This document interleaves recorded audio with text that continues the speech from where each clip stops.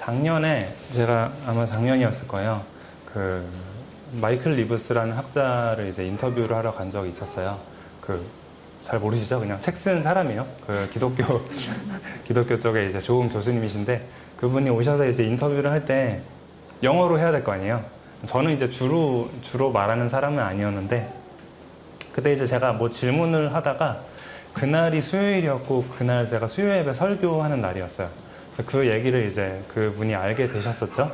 그러면서 이제 저한테 뭐 질문에 관련해서 대답을 해주시다가 설교라는 게 결국은 이제 설교자가 말을 하는 게 아니라, 물론 설교자가 말하지만 그 삼위일체 하나님께서 결국은 앉아있는 사람들에게 말씀을 하시는 거기 때문에 저한테 너무 떨지 말라고 그러시더라고요.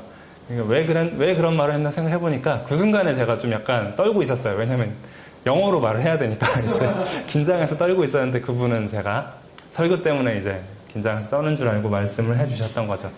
오늘 갑자기 그 말이 딱 생각이 나는 게 되게 좀 위안이 됩니다. 여러분 평소에 말씀 많이 보시나요? 대답을 기대하고 물은 건 아니에요. 우리가 사실 매주 이렇게 나와서 예배를 드리고 설교 말씀을 듣잖아요. 그리고 이제 가능한 마음이 이제 허락하는 한, 그리고 시간이 허락하는 한 말씀을 이제 또 집에서도 보려고 하죠. 허락하는 한. 네. 근데 그렇게 볼 때 그러면 하나님의 말씀을 듣고 예배를 드리고 그리고 성경을 읽었을 때 어떤 게 그러면 하나님이 원하시는 만큼, 하나님이 의도하신 만큼 내가 예배를 잘 드렸고 설교를 잘 들었고 혹은 말씀을 잘 읽었다고 할 수 있을까라는 거에 대해서 좀 질문을 할 필요가 있는 것 같아요. 때로는 이런 경우도 되게 많거든요. 저희 교회에서, 여기서도 아마 할지 모르겠는데 맥체인 성경 읽기라고 다 아시죠? 하루에 4장씩 읽잖아요. 그러면 되게 좋은데 이제 안 읽는 사람한테는 그거라도 이제 읽게 하니까 어떻게든 이제 하루에 4장씩이라도 성경을 읽으니까 좋은데, 이거 하다 보면은 이럴 때가 많이 있죠. 오늘 성경 읽기 안 했네 하면서 막 정신없이 읽는 거예요. 4장 창세기 읽고 그 다음에 마태복음 읽고 그 다음에 시편 읽고 쭉 다 읽은 다음에 4장 딱 끝나고 나서 오늘 다 읽었다.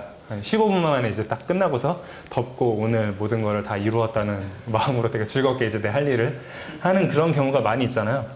가만히 생각해보면 이건 아닌 것 같은데 라고 할 때가 있어요. 물론 안 읽는 것보다는 낫겠지만 그래도 내가 이렇게 말씀을 읽는다고 해서 이게 꼭 유익한 걸까? 라는 생각을 좀 해볼 필요가 있습니다.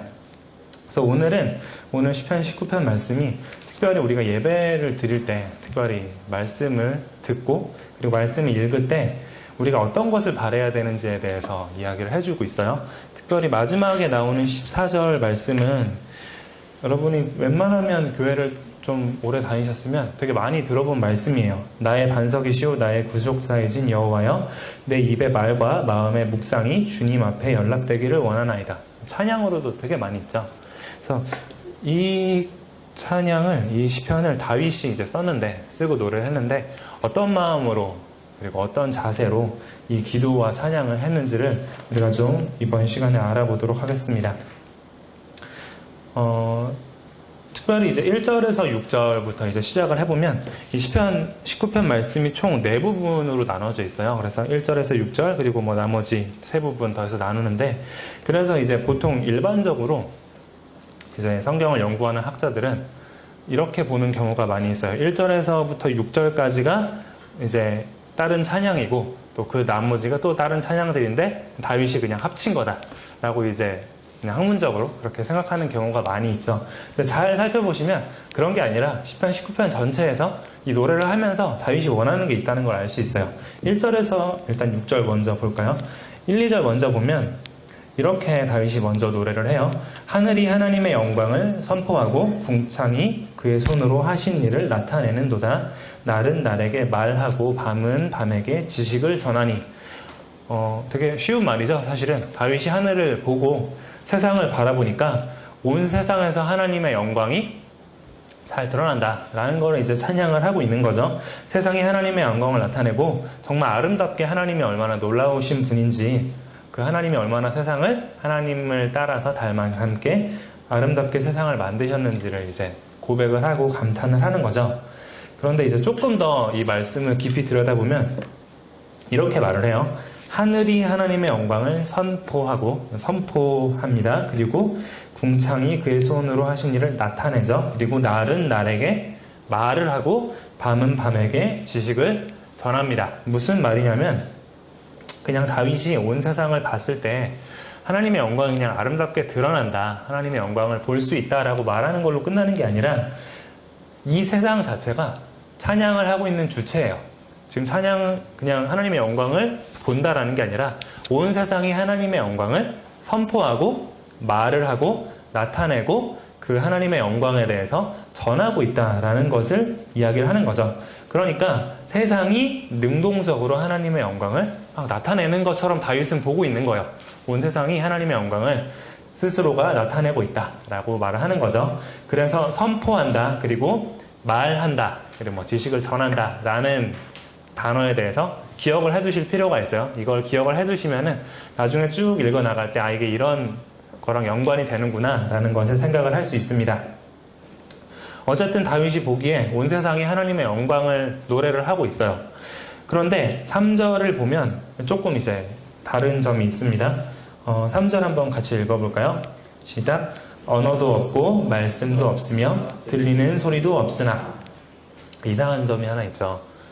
다윗이 보면은 하늘과 온 세상이 하나님의 영광을 막 노래하고 찬양하고 선포하고 말을 하고 있다고 하는데 사실은 이 소리가 들리지 않는 소리라는 거예요. 그러니까 무슨 말이냐면 이런 거죠. 하나님이 만드신 온 세상이 하나님의 영광을 나타내기는 하지만 모든 사람이 그거를 다 듣지는 못해요. 모든 사람이 그거를 다 알지는 못해요. 제가 이제 예전에 한번 어떤 읽었던 내용인지 들었던 내용인지 잘 모르겠는데 출처는 분명하지 않아요. 그래서 이게 그냥 이야기일 수도 있어요. 실화가 아니라. 우주에 이제 사람들이 한창 이제 나가면서 이제 경쟁을 할 때 우주 비행사 중에 예수님을 믿는 사람이 있었고 이제 안 믿는 사람이 있었대요. 그래서 똑같이 이제 우주 비행을 하는 사람인데 우주에 처음 나갔을 때 한 사람은 이제 우주에 딱 보면은 되게 멋있는 우주를, 광활한 우주를 보고 그리고 아름다운 지구를 볼 거 아니에요. 그러면서 감탄하면서 이제 정말 하나님은 살아계셔 라고 이제 한 명은 고백을 했대요. 다른 한 사람은 똑같이 이제 우주에 나왔는데 세상을 딱 보고서 정반대로 이렇게 말을 했대요. 우주에 나와도 아무도 없는 걸 보니까 하나님은 없구나 라고 이제 고백을 했다는 거죠. 그러니까 똑같은 걸 봤는데 어떤 사람은 하나님의 영광을 본 거고 또 어떤 사람은 하나님의 영광을 전혀 보지를 못하는 거죠. 그럼 이제 이런 질문을 할 수가 있죠. 왜 다윗이나 왜 어떤 사람들은 온 세상에 어떤 아름다운 뭔가를 봤을 때 하나님을 인식하고 하나님을 찬양하는 반면 또 다른 사람들은 그러지 못할까라는 것을 이제 질문을 던질 필요가 있습니다. 어쨌든 모든 사람이 다 듣지는 못했어요. 하나님의 영광을 다 인식을 하지는 못해요. 그런데 그럼에도 불구하고 이 세상이 하나님의 영광을 나타내고 있다는 것은 정말 분명하다라는 것을 못을 박아요. 그래서 4절에서 먼저 이렇게 이야기를 하는 거예요. 그의 소리가 온 땅에 통하고 그의 말씀이 세상 끝까지 이르도다. 그러니까 확실하다는 거죠. 하나님의 영광을 나타내는 소리는 이 세상은 하나님의 영광을 확실히 나타내고 사실은 모든 사람들이 그것을 다 인식해야 마땅한 거다라는 것을 이야기를 하고 있는 거예요.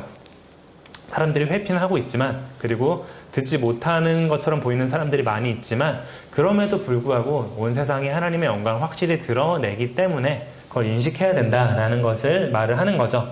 거기에 대한 증거로 예를 드는 게 이제 4절, 5절, 6절에서 나오는 이제 태양에 대한 노래라고 이제 볼 수 있어요. 하나님이 이 세상을 아름답게 지으셨는데 특별히 이제 당시 사람들이 봤을 때 하늘을 봤을 때 제일 멋있는 건 뭘까요? 태양이겠죠. 그 태양이 얼마나 하나님이 아름답게 지으시고 하나님의 영광을 나타내는지를 자연이 이렇게 노래한다라는 걸 그냥 예로 드는 거예요. 그래서 이렇게 말합니다. 하나님이 해를 위하여 하늘에 장막을 베푸셨도다. 해는 그의 신방에서 나오는 신랑과 같고 그의 길을 달리기 기뻐하는 장사 같아서 하늘 이 끝에서 나와서 하늘 저 끝까지 운행하며 그의 열기에서 피할 자가 없도다 라고 이제 말합니다. 그러니까 이거는 뭐 그냥 예를 든 거예요. 예를 들어서 이렇게 하나님의 영광을 이렇게 드러내는 찬양을 자연 만물이 노래하고 있다라는 걸 태양의 모습을 가지고서 이제 예를 든 거죠. 여기서 사실 좀 약간 여담이긴 하지만 재밌는 게 있어요. 하나님을 아는 사람이라고 할지라도 그 사람의 이제 마음 상태나 영혼의 상태에 따라서 같은 것을 봤을 때 노래하는 게 조금 다른 경우가 많이 있어요. 여기서는 아마 되게 이제 하나님에 대한 은혜가 충만했거나 뭔가 하나님을 한창 경험하고 되게 좋은 상태였던 것 같아요. 그래서 딱 하늘을 봤을 때 하나님의 영광을 막 찬양을 하게 되는 거죠. 그리고 그걸 인식을 하고, 그런데 똑같이 하늘을 봤는데도 전혀 다른 소리를 하는 경우가 있어요. 전도서 1장을 보면은 1장 5절에 이제 이렇게 말을 해요. 전도자가 해는 뜨고 해는 지되 떴던 곳으로 빨리 돌아가고 라고 이야기를 하면서 거기에 대해서 해석을 8절에 모든 만물이 피곤하다는 것을 사람이 말로 다 말할 수는 없나니 라고 이야기를 합니다. 무슨 말이냐면 똑같이 해가 뜨고 지는 걸 봐요. 근데 다윗은 그걸 보고서 하나님의 영광을 자연 만물이 이렇게 아름답게 노래하고 있구나 라고 감탄을 하고 있고요. 여기서 이제 방금 읽었던 말씀에서 전도자는 똑같이 해가 뜨고 지는 걸 보면서 이 세상이 참 허무하다 라고 생각을 하는 거예요. 해가 열심히 하늘을 막 올라가잖아요. 그래서 정오까지 올라가면 하늘 높이 올라가죠. 그리고 다시 떨어지잖아요. 그걸 보면서 해가 매일매일 열심히 하늘을 오르지만 결국은 또 떨어지네, 또 올라가지만 또 떨어지네, 그런 걸 보면서 참 이 세상 참 허무하다, 정말 피곤한 세상이다 라고 이제 바라보게 되는 거죠. 그래서 그 사람의 마음에 따라서 이렇게 온 세상을 바라봤을 때 거기에 대한 해석이 달라지는 걸 우리가 볼 수가 있어요. 똑같은 거죠. 그래서 아까 우주비행사 얘기가 나왔을 때 하나님을 믿는 사람은 하나님을 인식하는 이미 마음이 되어 있기 때문에 우주를 봤을 때 그걸 보고서 감탄하고 하나님을 찬양하게 되는 거고, 마음속에 하나님에 대한 그런 생각이 전혀 없고 오히려 거부감이 많은 사람이 우주를 보면 똑같은 걸 보고서도 오히려 하나님이 없다라는 생각을 하게 되는 거죠. 어쨌든 여기서 다윗이 말하는 거는 되게 간단해요. 온 세상이 하나님의 영광을 열심히 나타내고 있고요. 그리고 그것을 이제 다윗은 보고 있고 모든 사람이 그걸 알아야 된다라고 노래를 하고 있습니다. 제가 말이 너무 빠른가요? 괜찮으시죠? 네. 그래서 이제 거기서 이어지면서 이런 말을 해요. 이제 생각을 해보세요. 온 세상이 하나님의 영광을 노래하는데 모든 사람이 다 인식을 하진 못해요. 그런데 다윗은 이걸 꼭 모든 사람이 다 인식해야 마땅한 거라고 이야기를 합니다. 그러면서 이제 하나님의 말씀에 대한 찬양으로 넘어가기 시작해요. 7절, 8절 말씀을 이제 먼저 볼 텐데 한번 같이 읽어볼까요? 시작. 여호와의 율법은 완전하여 영혼을 소성시키며 여호와의 증거는 확실하여 우둔한 자를 지혜롭게 하며 여호와의 교훈은 정직하여 마음을 기쁘게 하고 여호와의 계명은 순결하여 눈을 밝게 하시도다. 여기서 이제 하나님의 말씀의 능력에 대해서 이야기를 하는 거죠. 읽으면 무슨 말 하는지 사실은 다 알게 돼요. 여기서 여호와의 율법, 증거, 교훈, 계명은 여러 가지를 단어를 쓰지만 결국은 다 같은 하나님의 말씀에 대해서 이야기를 하고 있는 거예요. 다양한 표현으로 하는 거지만 하나님의 말씀이 어떤 능력을 갖고 있는지를 이야기를 하는 거고요. 특별히 하나님의 말씀이 이제 너무나 완전해서 죽어있는 영혼을 살릴 정도로 참 생명을 줄 정도로 능력 있는 게 하나님의 말씀이다 라고 이야기를 하는 거죠. 그리고 또한 여호와의 말씀은 정말 증거는 확실해서 우둔한 자로 하여금 지혜롭게 할 정도로 참 지혜를 주는 거다라고 이야기를 합니다. 보통 이제 우리가 어리석은 자라는 걸 생각을 할 때 어떤 사람이 어리석죠? 확실하지 않은 걸 확실하다고 이제 믿는 사람. 그러니까 틀린 거를 맞다고 믿고 그걸 추구하는 사람이 사실 어리석은 사람인 거잖아요. 근데 하나님의 말씀은 정말 확실하기 때문에 이 말씀을 붙들고 사는 사람한테 참된 지혜를 준다라고 이제 말을 하고 있는 거죠. 그리고 또 여호와의 교훈은 정직해서 마음을 기쁘게 한다라고 이야기를 합니다. 여기서 정직하다는 건 올곧다라는 건데, 그러니까 이런 거예요. 똑바르잖아요. 그래서 처음 시작이랑 끝이 변하지 않고 계속 가요. 우리가 보통 이제 2단이라고 할 때 2단의 단자가 이제 끝단 맞죠? 제가 한자를 되게 못해서 한자를 굉장히 못합니다. 시험 볼 때 항상 컴플렉스가 한자였어요. 그래서 신대원 시험 볼 때도 한자가 국어 시험에 나오거든요.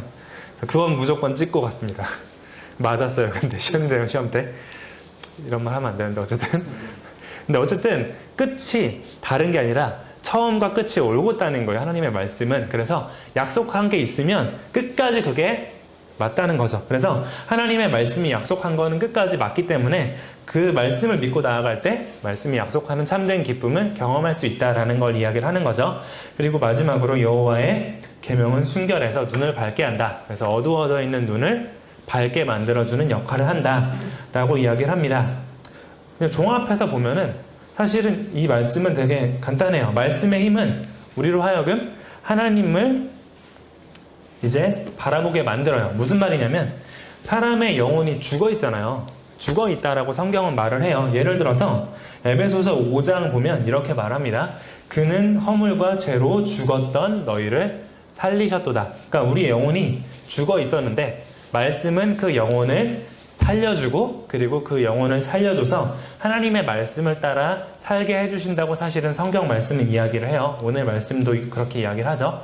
그리고 그 영혼을 살리는 효과 중에 하나가 뭐냐면 하나님을 알게 만들어요. 하나님을 모르는 사람에게 하나님을 알게 만들어요. 그래서 시편을 보면 시편 말씀에 이런 말씀이 많이 있어요. 뭐 시편에도 있고 뭐 다른 면에도 있는데 어리석은 자는 하나님이 없다라고 해요. 하나님은 없다 하는도다라고 시편은 말합니다. 그러면 어리석은 자가 아니라 참된 지혜를 얻는 사람은 하나님을 알게 되는 거죠. 그래서 영혼이 살아나고 하나님이 어떤 분이신지를 알게 되는 지혜로운 자가 된다라고 말을 하고요. 그 역할을 하는 게 바로 하나님의 말씀이다라고 이야기를 하죠. 그리고 그 말씀이 그냥 이제 하나님을 알게 한 뿐만이 아니라 기쁨을 준다고 하잖아요. 그 기쁨이라는 건 다름이 아니라 하나님을 알고 하나님을 따를 때 경험하게 되는 기쁨에 대해서 이야기를 하는 거죠. 그래서 그전에는 전혀 이제 하나님을 따르는 삶이나 말씀을 따르는 삶이 나에게 전혀 기쁨이 된다고 생각하진 않았지만 내가 말씀을 통해서 영혼이 살아나고 그리고 지혜를 얻은 다음에는 하나님의 말씀을 따르고 하나님을 알고 하나님을 사랑하는 삶이 나에게 정말 기쁨이 된다라는 것을 알게 이제 말씀이 만들어준다라는 거죠. 그리고 나서 궁극적으로 말하는 건 이 하나님의 말씀은 결국은 우리 눈을 밝혀줘서 순결해서 우리 눈을 밝게 해서 하나님의 영광을 보게 한다라는 것을 결국은 이 말씀이 말하는 거라고 볼 수 있어요. 고린도후서 4장 8절 보면은 이렇게 말을 해요. 바울이 이제 썼죠. 어두운 데에 빛이 빛이라 말씀하셨던 그 하나님께서 예수 그리스도의 얼굴에 있는 하나님의 영광을 아는 빛을 우리 마음에 비추셨느니라. 그러니까 그 전에는 완전히 어둠 가운데 있는 사람, 죄인의 어둠 가운데 있었기 때문에 하나님의 영광을 볼 수가 없는 거예요. 근데 하나님이 우리 눈을 밝혀주셔서 빛이 딱 비춰진 다음엔 그 다음에는 사람의 눈이 띄어져서 이제 하나님의 영광을 볼 수가 있게 된다는 거죠. 그래서 눈이 밝아진 사람이 하나님의 영광을 바라보고 하나님을 알게 되고 그리고 하나님을 사랑하게 되고 하나님을 기뻐할 수 있게 된다는 게 바로 말씀의 역할인 거죠. 그래서 되게 1절에서 6절이랑 되게 쉽게 이어져요. 모든 사람이 하나님의 영광을 바라보지는 못하지만 다윗은 온 세상에서 하나님의 영광을 보고 듣고 인식을 했어요. 왜냐하면 다윗은 말씀을 듣고 말씀의 효과를 경험한 사람인 거죠. 하나님의 말씀을 통해서 영혼이 살아났고 눈이 뜨여졌고 지혜로워졌기 때문에 그래서 온 세상을 바라봤을 때도 이제 하나님이 어떤 분이신지를 인식을 할 수 있게 된 거고 그리고 그 하나님을 바라보고 찬양할 수 있게 되는 거죠. 그래서 이 말씀에서는 이 말씀 시편 19편에서 말하는 말씀의 힘 중에 하나는 내 영혼을 살려서 하나님의 영광을 바라보게 하고 인식하게 하고 사랑하게 만드는 것에 있다라는 것을 이제 다윗이 이야기를 하고 있는 거예요. 그래서 이 말씀이 나를 살렸기 때문에 내 영혼의 눈을 띄워줬기 때문에 내가 이제 온 세상에 있는 하나님의 영광을 바라보고 찬양할 수 있게 되었다라고 이제 말을 하고 있는 거죠. 그리고 거기서 끝나는 게 아니에요. 거기서 끝나는 게 아니라 9절에 보면 이 말씀이 결국은 나에게 어떤 유익을 더 주는지를 더 이야기를 합니다. 9절 제가 읽어볼게요. 여호와를 경외하는 도는 정결하여 영원까지 이르고 여호와의 법도 진실하여 다 의로우니. 자, 말씀이 내 영혼을 살려줬어요. 영혼을 살려서 이제 하나님의 영광을 알 수 있게 만들었고 하나님을 사랑하게 만들어줬죠. 그래서 자연 만물을 보면서 이제 하나님을 찬양하고 사랑할 수 있게 됐어요. 근데 그게 끝이 아니라는 거예요. 하나님의 말씀이 우리에게 주는 유익은 첫 번째, 여호와를 경외하는 도는 정결해서 영원까지 이른다라고 이야기를 합니다. 여호와를 경외하는 도라는 거는 사실 도라는 말은 이제 원어로는 없어요. 그냥 그 직역하면 여호와 경외예요. 여호와 경외는 정결하여 영원까지 이른다라고 이제 이야기를 합니다. 도라고 이제 말하는 이유는 이제 풀어서 쓴 거죠. 이해하기 쉽게 하려고 풀어 쓴 건데 이런 말이라고 볼 수 있어요. 여호와 경외라는 단어는 잠언이나 전도서나 욥기나 그런 데서 되게 많이 나와요. 그러면서 뭐라고 말하죠? 여호와를 경외하는 것이 지혜의 근본이다. 뭐 지식의 근본이다. 뭐 그렇게 이야기를 하죠. 그리고 그것이야말로 여기서는 영원, 정결해서 영원까지 이른다 라고 이야기를 합니다. 사람들이 사방에서 지혜를 찾고 지식을 찾는 이유가 뭐죠?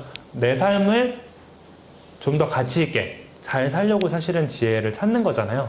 그런데 여호와를 경외하는 것, 하나님의 말씀이 가르치는 게 곧 여호와 경외인데 이 여호와를 경외하는 것이야말로 영원, 정결해서 영원까지 이른다는 건 이게 곧 참된 지혜고 그리고 우리에게 영원하고 가치 있는 삶을 살 수 있도록 약속해 주는 것이 바로 이 여호와 경외, 즉 하나님의 말씀이다라는 거죠. 하나님의 말씀을 따르는 사람에게 약속된 것이 바로 참된 지혜고 그리고 영원한 삶, 영원한 가치를 약속된 한 삶이다라고 이야기를 하는 겁니다. 개인의 삶에 그런 약속을 준다는 거예요.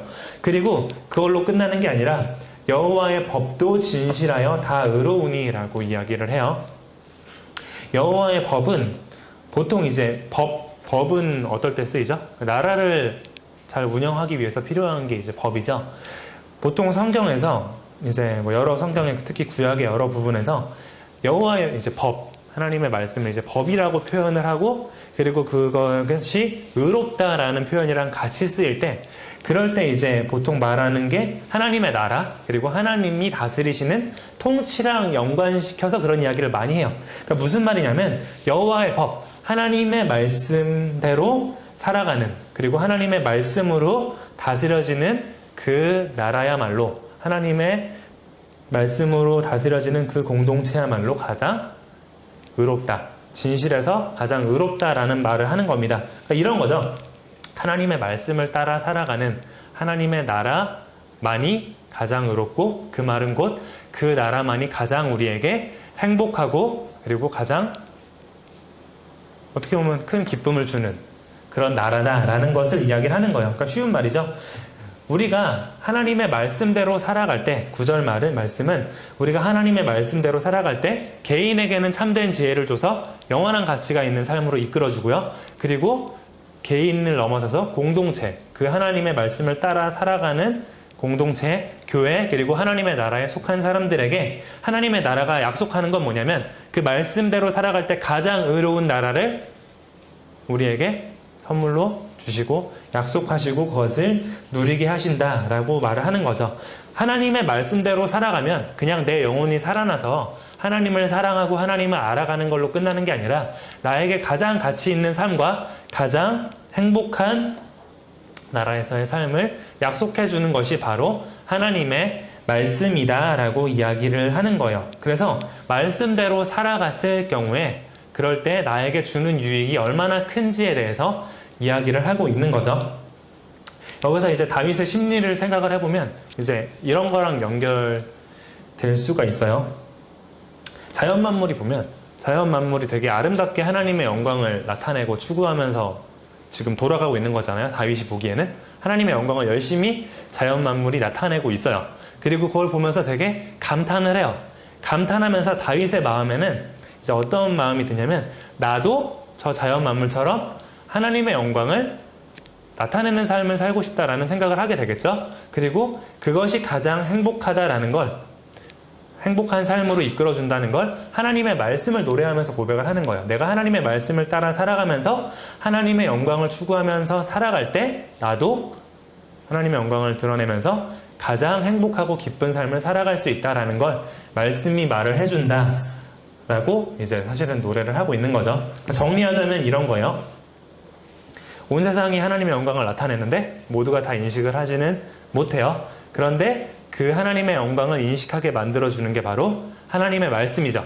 그런데 그 하나님의 말씀은 단지 내 영혼을 살려서 하나님의 영광을 바라보게 만들어주는 걸로 끝나는 게 아니라 그 말씀대로 살아갈 때 가장 가치 있고 가장 행복한 삶을 우리에게 약속하는구나 라는 것을 다윗이 노래한다 라고 이제 지금까지 말씀을 이제 요약을 해볼 수 있습니다. 이해 잘 되시죠? 네. 네, 물이 있었네요. 네.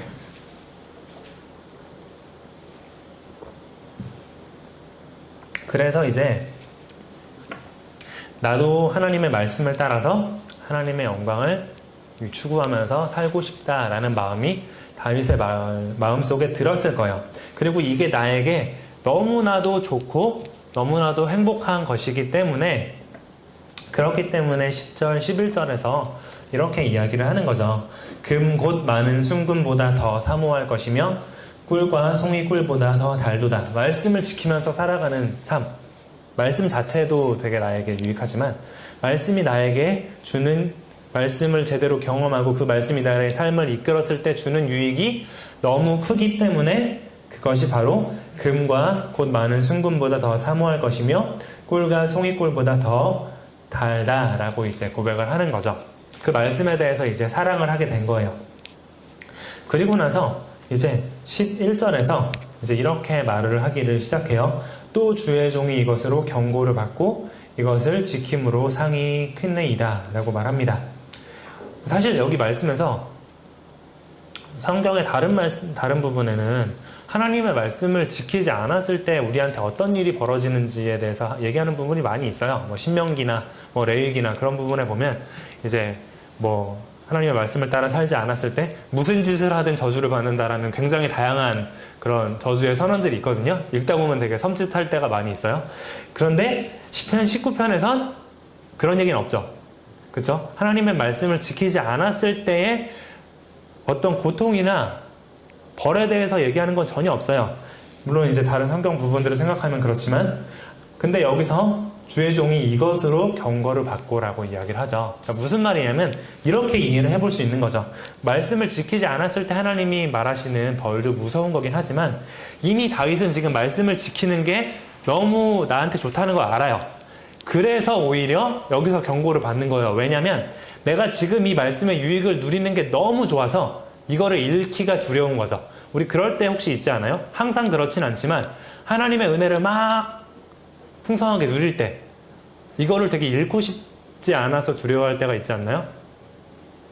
앞으로 있으시길 바라겠습니다. 자, 앞으로 많이 있을 거예요. 자, 그런데 그런 마음이 있는 거죠. 그래서 잃기가 싫은 거예요. 그래서 이 유익을 잃는 것이 너무 싫기 때문에 거기에 대해서 이제 경고를 받고 그리고 이걸 지켰을 때 나의 유익이 너무 크다라는 걸 이제 고백을 하는 거죠. 이렇게 생각을 해볼 수도 있어요. 우리가 이제 예수님이 십자가에 달려 돌아가실 때 그 전날 이제 겟세마네 동산에서 되게 열심히 기도를 하시잖아요. 기도를 하실 때 보통 일반적으로 이제 저도 어릴 땐 이렇게 생각을 했어요. 십자가 고통이 정말 끔찍한 형벌이고 되게 아픈 거니까 자세히 보면은 되게 아픈 거거든요. 오랜 시간 동안. 그래서 그게 너무 싫으셨나 보다. 다 싫을 거 아니에요, 누구든지. 그래서 이제 기도했다라고 생각을 했을 텐데 근데 사실 더 보면 그래도 예수님이 하나님의 아들인데 하나님이신데 그것만 두려워서 그렇게 기도를 하셨을까? 정말 땀이 피가 되도록 그렇게 기도를 하셨을까 생각을 해보면 그 순간 인간의 몸을 입고 오신 예수님이 십자가에 달리신다는 건 자기가 가장 사랑하는 성부 하나님의 저주를 받는 거예요. 그 순간. 물론 성자 하나님인 예수님이 뭐 성부 하나님이랑 뭐 떨어져 버리는 그런 일도 있을 수 없고 갈라지는 일도 있을 수 없고 뭐 신학적으로 보면 그렇긴 하지만 어쨌든 십자가에 달리시는 그 순간은 인간을 대신해서 죄를 지는 거기 때문에 하나님의 저주를 그 순간 경험을 하시는 거거든요. 너무 사랑하는 하나님으로부터 성부 하나님으로부터 저주를 받는다는 건 사실은 육체의 고통을 겪는 것과는 사실 비교할 수 없는 고통이라고도 볼 수 있어요. 그런 걸 이제 생각을 해보면 우리가 말씀이 나에게 주는 유익이 굉장히 크다는 걸 알면 알수록 그걸 잃는 게 두려운 게 사실은 당연한 게 될 수 있는 거죠. 그래서 12절, 13절에서 이렇게 기도를 하는 거예요. 자기 허물을 능히 깨달을 자 누구리요? 나를 숨은 허물에서 벗어나게 하소서. 또 주의 종에게 고의로 죄를 짓지 말게 하사 그 죄가 나를 주장하지 못하게 하소서. 그리하면 내가 정직하여 큰 죄가에서 벗어나겠나이다. 무슨 말이냐면 이렇게 볼 수 있어요. 이 하나님의 말씀이 주는 유익을 잃고 싶지가 않은데 그거를 잃게 만드는 게 있는데 그게 바로 죄다라는 것을 여기서 이야기를 하는 거예요. 죄는 일반적으로 이게 죄라는 거를 우리가 나쁜 짓을 하는 걸 죄라고 생각하는 경우도 많이 있지만 죄의 가장 큰 영향은 하나님을 사랑하지 못하게 만들어서 하나님으로부터 시선을 돌려서 다른 것을 더 사랑하고 다른 것을 추구하게 만드는 게 죄죠. 하나님의 말씀이 나를 살려서 하나님을 사랑하게 만들고 하나님을 따르고 살아가게 만드는 거라면 정반대의 역할을 하는 게 바로 죄예요. 죄가 그런 역할을 하기 때문에 내 모든 시선을 돌려서 하나님이 아닌 다른 것을 사랑하게 만들기 때문에 그렇기 때문에 죄를 짓지 말게 해달라고 여기서 기도를 하는 거예요. 죄는 일반적으로 그래서 이제 사람의 시선을 왜곡을 시켜서 영혼의 눈이 다시 살아났던 사람이라도 다시 어둡게 만들고 그래서 하나님으로부터 떠나서 다른 것을 추구하게 만듭니다.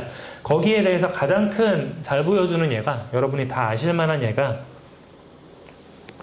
창세기 3장에서 선악과 이야기예요. 아담과 하와가 처음 창조됐을 때 하나님을 되게 사랑했겠죠. 그렇죠? 되게 깨끗하게 이제 하나님의 영광을 바라보고 하나님을 경험하는 사람들이었기 때문에 굉장히 하나님을 사랑했을 거예요. 근데 뱀의 유혹을 딱 받자마자 확 돌변해버리죠. 그래서 하나님이 아닌 다른 것을 더 추구하게 만듭니다. 그래서 죄가 약속하는 게 보통 이런 거예요. 이제 뱀이 하와한테 와서 처음에 뭐라고 말하죠?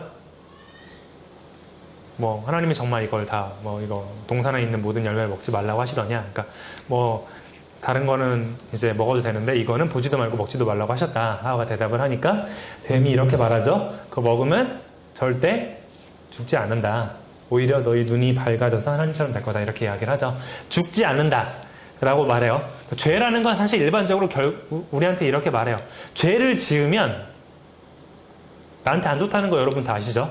그쵸? 죄를 지으면 나한테 안 좋다는 걸 다 알아요. 근데 왜 짓죠? 왜 짓죠? 그 순간에는 아닌 것 같은 거예요. 그 순간에는 이 죄를 지을 때 얘가 나한테 주는 유익이 더 커 보여요. 그래서 이렇게 말하는 거죠. 죽지 않는다. 그러니까 결과부터 일단 왜곡을 시켜요. 그래서 죄를 지어도 죽지 않을 거야 라고 말하면서 오히려 더 큰 거를 이제 바라보게 만들죠. 이걸 먹으면 오히려 눈이 밝아져서 하나님처럼 될 거야 라고 말을 하죠. 그래서 죄는 사실은 사람을 되게 많이 합리화를 시켜요. 죄 지을 때 우리가 보통 이 정도는 해도 괜찮아. 남들도 다 하는데 그런 생각하면서 죄 지을 때도 많이 있잖아요. 저만 그런가요? 그런 경우가 많이 있잖아요. 죄라는 건 사실 합리화를 시켜요. 내가 이걸 추구하는 게 그렇게 잘못된 건 아니야. 오히려 나한테 좋은 거야 라고 생각을 하게 만들죠. 뱀이 마치 하와한테 이걸 먹으면 너가 오히려 더 좋은 상태가 될 거야. 하나님처럼 될 거야. 하나님처럼 되는 거 너무 좋은 거잖아요. 여러분 다 하나님을 닮는 사람이 돼야 되잖아요. 그런 것처럼 이제 사실은 왜곡을 시키고 합리화를 하게 만들어서 그 결과로 마지막으로 하와가 선악과를 바라봤을 때 이렇게 되는 거죠. 선악과를 바라보니까 먹음직스럽고 보암직하고 지혜롭게 할 만큼 탐스러워진 거예요. 그 전에도 그랬을까요? 성경은 말 안 하니까 사실 확답은 못하죠. 이렇다라고 말은 못하겠지만 아마도 선악과를 잘 바라보지도 못했을 것 같아요. 왜냐하면 보지도 말라고 했다고 하와가 말을 하잖아요. 그러니까 무슨 말이냐면 이거 먹으면 죽어 라는 것에 대한 두려움이 있기 때문에 사실 바라보지도 못했던 거죠. 근데 죄의 유혹에 한번 넘어가고 나니까 그게 오히려 나한테 되게 유익을 주는 것처럼 보이고 그게 되게 아름다워 보이고 추구하고 싶은 것으로 보이게 만들었어요. 이게 죄예요. 죄는 우리의 눈을 왜곡시켜서 하나님을 사랑하는 것으로부터 돌려서 다른 것을 사랑하게 만들고 그거를 추구하게 만듭니다. 그게 너무 싫은 거죠. 다윗은 하나님의 말씀의 유익을 경험했기 때문에 하나님의 영광을 추구하면서 살아가는 게 나에게 너무 좋다는 걸 알았기 때문에 그게 너무 싫어서 주님 죄를 짓지 않게 해주세요 라고 기도를 할 수밖에 없게 되는 거예요. 심지어 그게 어떻게 보면 고의로 죄를 짓지도 말게 하고 그리고 숨은 허물에서도 이제 벗어나게 해달라라고 이야기를 합니다. 고의로 짓는 죄는 이제 알고 짓는 죄를 이야기하는 거고요. 숨은 허물을 이야기하는 건 모르고 짓는 죄를 이야기하는 거예요. 그러니까 무슨 말이냐면 어떤 죄든 간에 어떤 작은 죄든 간에 결국은 나의 눈을 돌려서 하나님으로부터 멀어지게 만들 것이기 때문에 그것으로부터 벗어나게 해주세요 라고 기도를 합니다. 그래서 이제 이거를 지금까지 찬양하고 기도했던 모든 것을 다 종합해서 하는 고백이 마지막 14절 고백이에요. 우리 14절 한번 같이 읽어볼까요? 시작. 나의 반석이시오 나의 구속자이신 여호와여 내 입의 말과 마음의 묵상이 주님 앞에 연락되기를 원하나이다.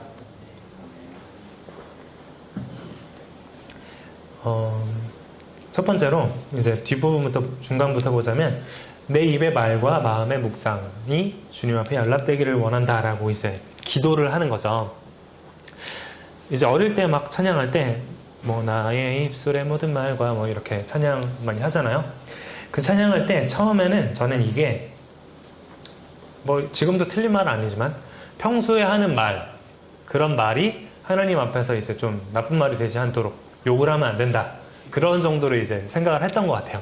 근데 이제 오늘 말씀을 쭉 보면서 생각을 해보면 좀 더 이제 깊은 의미가 이런 의미가 있다는 걸 생각할 수 있어요. 1절 봤을 때, 2절 봤을 때 이런 게 있었죠. 하늘이 하나님의 영광을 선포하고 그리고 날은 날에게 말하고 밤은 밤에게 지식을 전하고 자연 만물은 말로 하나님의 영광을 나타내고 있어요. 그죠? 그런 것처럼 다윗도 이 찬양을 할 때 똑같은 거예요. 나도 하나님의 말씀을 통해서 하나님의 영광을 사랑하게 돼서 내 모든 말이 하나님의 영광을 드러내고 찬양하는 사람이 되기를 원합니다. 자연 만물처럼 그렇게 되기를 원합니다. 라는 기도로 볼 수 있는 거죠. 그리고 생각해보면 자연 만물은 엄밀히 말하면 말하는 게 아니잖아요. 그냥 있는 거예요. 하나님이 만드신 그대로 하나님의 법칙대로 그냥 움직이고 있어요. 태양도 그냥 그대로 돌고 있고 지구도 돌고 있고 하늘도 그렇게 하나님이 만드신 그대로 있는데 그게 하나님의 영광을 나타내는 말이라고 찬양하는 거죠. 무슨 말이냐면 그냥 말이 아니라 모든 삶과 모든 행동 그 자체가 하나님의 영광을 드러내고 있어요. 자연 만물이. 그런 것처럼 나도 그렇게 되기를 원한다. 내 모든 말뿐만이 아니라 내 모든 삶이 이 세상이 하나님의 영광을 나타내는 것처럼 나도 하나님의 영광을 나타내는 삶을 살고 싶습니다. 라는 고백인 거예요. 뭘 통해서? 하나님의 말씀을 듣고 하나님의 말씀을 읽고 그것을 묵상하는 것을 통해 내 영혼이 살아나서 하나님을 사랑하게 될 때 그렇게 돼서 내가 하나님의 영광을 추구하면서 살고 싶습니다.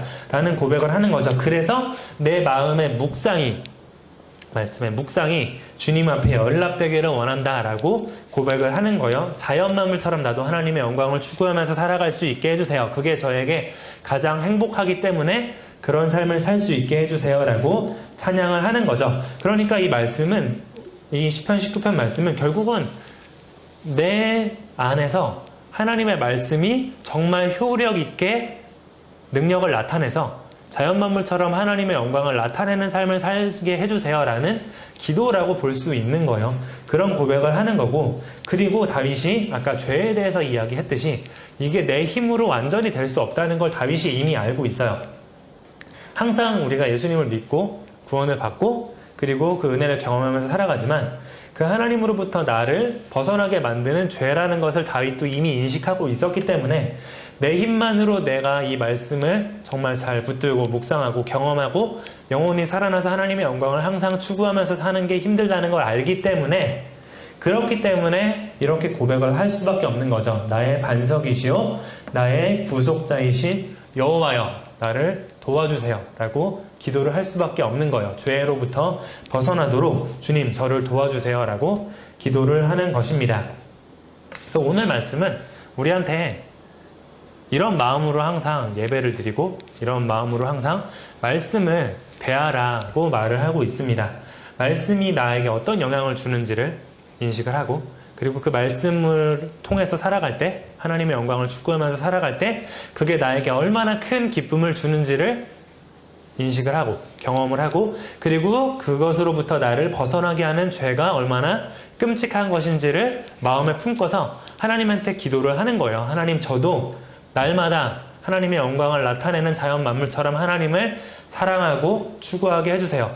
그로 인해서 그것을 위해서 죄로부터 벗어나게 하시고 내가 이 예배 시간에 말씀을 읽는 시간에 말씀을 듣는 시간에 말씀을 묵상하는 걸 통해서 정말 영원히 매일매일 살아나서 주를 더 사랑하게 하시고 주님을 추구하게 하시고 주님을 따라갈 수 있게 해주세요 라는 그런 기도라고 볼 수 있습니다.